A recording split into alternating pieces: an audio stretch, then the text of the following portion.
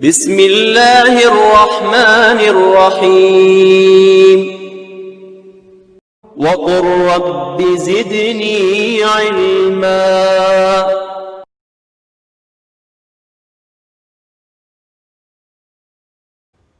بسم اللہ والصلاۃ والسلام علی رسول اللہ وبعد۔ محترم بھائیو اور بہنوں، کتاب التوحید کے سبق نمبر 29 میں آپ سب کا استقبال ہے، اور آج ہم پڑھیں گے علم نجوم کا شرعی حکم۔ علم نجوم کیا ہے، اس کے بارے میں گفتگو ہو چکی ہے۔ اس میں امام بخاری رحمۃ اللہ علیہ کی ایک روایت نقل کی ہے۔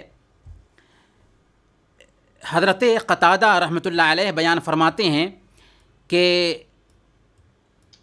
اللہ رب العالمین نے ان ستاروں کو 3 مقاصد کے لیے بنایا ہے۔ یعنی ستاروں کو اللہ رب العالمین نے کیوں پیدا کیا؟ تو ستاروں کی پیدائش کا 3 مقصد ہے۔ وہ کیا 3 مقاصد ہیں؟ پہلے نمبر پر آسمان کی زینت کے لیے، کہ ستاروں کو اللہ تعالیٰ نے آسمان کی زینت کے لیے بنایا، یہ ایک مقصد ہے ستاروں کو بنانے کا۔ دوسرا مقصد شیاطین کو مار بھگانے کے لیے، یعنی شیاطین کو مارنے اور بھگانے کے لیے بھی ستاروں کی پیدائش عمل میں آئی ہے۔ اس سے پہلے گزر چکا ہے کہ کیسے جب اللہ رب العالمین کچھ فیصلہ فرماتا ہے اور وہ فیصلے فرشتوں کے بیچ میں گردش کر رہے ہوتے ہیں، تو شیاطین تہ بتہ اس کو سننے کے لیے آسمان تک پہنچتے ہیں۔ اس سلسلے میں تفصیل سے بات گزر چکی ہے۔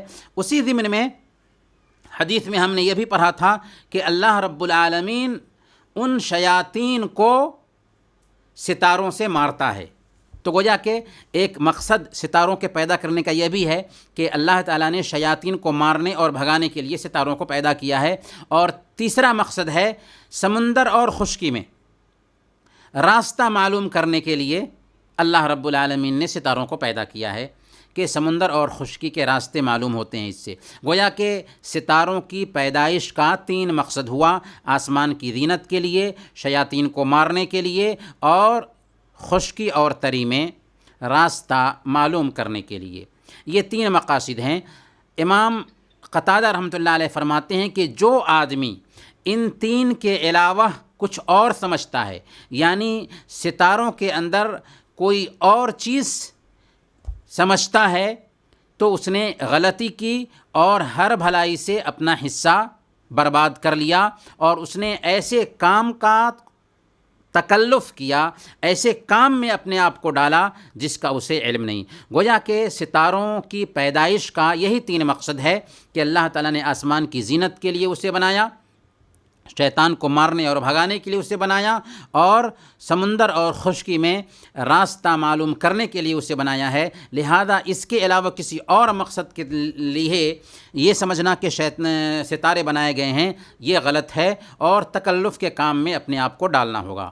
اس میں ایک سوال یہ بھی پیدا ہوتا ہے کہ کیا منازل قمر کا علم حاصل کرنا صحیح ہے یا صحیح نہیں ہے؟ تو کچھ علماء کہتے ہیں کہ صحیح نہیں ہے، اور کچھ علماء کہتے ہیں کہ صحیح ہے، مکروہ نہیں ہے۔ جبکہ صحیح بات یہی ہے کہ منازل قمر کا علم، چاند کے منازل کا علم حاصل کرنا اگر وقت کی جانکاری کے لیے ہے، موسم کی جانکاری وغیرہ کے لیے ہے، تو کوئی حرج کی بات نہیں، اس کی گنجائش پائی جاتی ہے۔ ایک حدیث ہم پڑھتے ہیں، حضرت ابو موسیٰ اشعری رضی اللہ تعالی عنہ سے روایت ہے، اور یہ حدیث صحیح ابن حبان کی ہے۔ اللہ کے نبی صلی اللہ علیہ وسلم نے ارشاد فرمایا: ثلاثۃ